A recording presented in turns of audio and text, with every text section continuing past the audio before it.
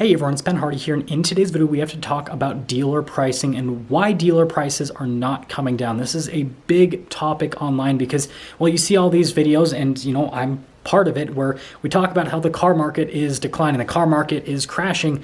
So why aren't these dealer prices crashing? That's what we're going to talk about in today's video. Before we get into the video though, as always, if you want to save time and money the next time you purchase a car, link to my car buying guide in the description down below. And if you want to see more content just like this, then I recommend you subscribe because I post these videos every single day. Let's get into it.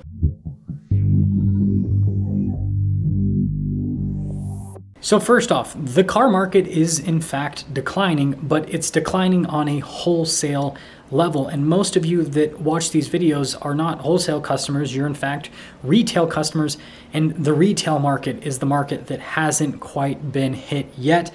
We'll talk about that in this video, but that's why you're seeing all these videos talking about how the car market is collapsing, is because everyone's looking at these wholesale values and the floor is gone with the wholesale values, and they are declining by a substantial amount week by week, and eventually this will translate into retail values. But why hasn't it yet? Now, the first big reason is simply because the car market moves slow. Now, it's not the slowest moving market. The slowest moving market is typically the housing market because, well, houses are typically the most expensive purchase that a person will make. And, if you've ever purchased a house, then you know that it takes a while to get approved for a loan if you're going to finance. And then on top of it taking a while to get approved for a loan, when you finally find a house that you're going to purchase, the whole purchase process takes forever. I mean, when I purchased this house, it was a relatively quick situation, but it still took almost a month for everything to fully close. So it's far from instantaneous.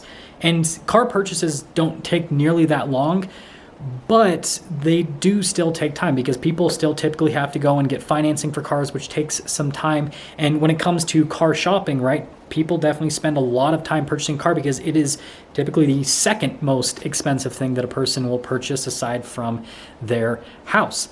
And so because the car market takes a little bit longer with transactions, that means that if something happens to the car market, well, it's going to take a lot longer for prices to properly adjust. And that's what we're seeing right now, because what's happening is dealers and everyone else is seeing these wholesale values decline. And so when people are trading in cars or when cars are selling at auction, they're selling for less money, but those retail values aren't quite declining because, well, the market lags. And so until we catch up to that lag, we're not going to see retail values decline. And I think a really good way to actually visualize this is to quickly talk about stocks, because let's say that you want to buy and sell a stock. Well, in today's world, that's actually really easy and really quick.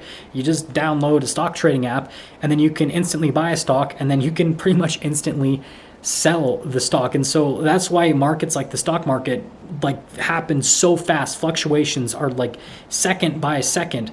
But then again, something like the car market, you contrast it with that, and it's okay, well, if a car gets traded in for a certain amount of money, it has to be reconditioned, and then after it gets reconditioned, it has to be posted for sale. Someone has to come and look at it.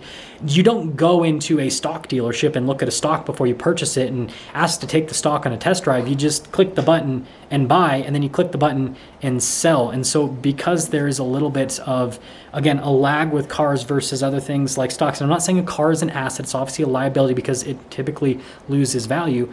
But the point that I'm trying to make here, again, is that it just takes a lot longer for values to increase or decrease with cars because of the transaction process. Now, the next big reason is because of who happens to hold the most cars that are currently for sale, and that is car dealers, which obviously have a vested interest in keeping car values high, because if car values decline while dealers still happen to hold more inventory of cars for sale than anyone else, then that means that they are going to lose a lot of money. And this is where there can definitely be a lot more manipulation in the car world compared to other markets. Because, well, if you look at something like the stock market, yes, you do have institutional investors that can definitely pull a lot of strings when it comes to what happens within the stock market.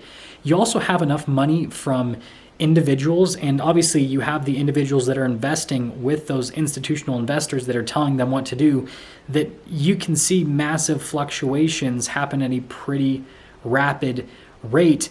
And so if something happens, right, the stock market is going to react to it. Whereas in the car world, When you pretty much have a monopoly on cars for sale by dealers, then that means that they're the ones pulling the strings. And so, yeah, they can see the wholesale values are declining and everyone else can see that. But that doesn't mean that they're going to lower their retail prices, because ultimately they're the ones with the inventory. So they're the ones that are going to decide on the pricing with that inventory. The next reason is simply because dealers haven't gone through enough pain for them to be motivated to actually lower their prices.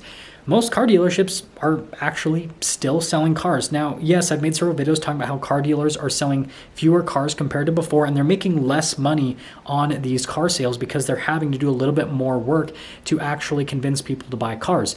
But they're still selling cars and they're still making money. And inventories are still at historically low levels.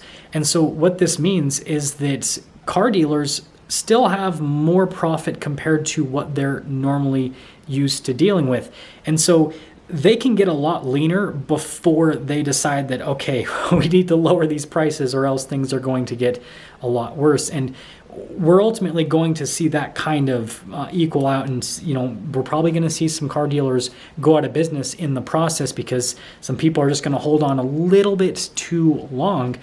But right now, the market hasn't gotten bad enough for dealers to actually be willing to get rid of their inventory. It is getting worse and worse day by day, but we still haven't hit any sort of bottom for dealers. Speaking of these car inventories, well, dealers actually aren't paying all that much interest on their inventories. This is something that a lot of people have brought up. They've talked about dealer flooring charges and how this is going to run dealers because interest rates are a lot higher, so dealers have to pay more interest. And that's true.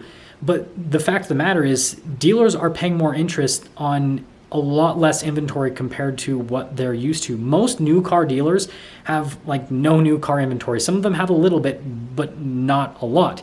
And then when it comes to used car dealerships, yeah, their inventories are starting to grow, but they're still not at the levels that they're used to. And so they're not paying the amount of interest that they're used to, even though the rates are higher. And on that topic of new car inventory, well, dealers don't see the need to discount any of their inventory because of the lack of new car inventory. When most dealers are not getting nearly as much allocation as what they're used to on new cars, then they're not really motivated to negotiate on their used car prices because they're not able to make the money on the new cars that they want to. And yes, there are a lot of markups on these new cars still, and so dealers are still making more money on average per new car, but they're not selling them in high enough volume for them to really feel like they are winning in this situation. Dealers ultimately have to feel like they're, on the better side of the deal if they're going to start discounting product where, again, they're selling enough volume to offset the lower profits per vehicle. And we haven't quite reached that equilibrium yet. And so until new car inventories build up, dealers aren't really going to be motivated to discount their used car inventories. Now, how can you use this information to help you out as a buyer to navigate the market that we're currently experiencing and to get these dealers to come down on their prices so you can feel like you get a good deal?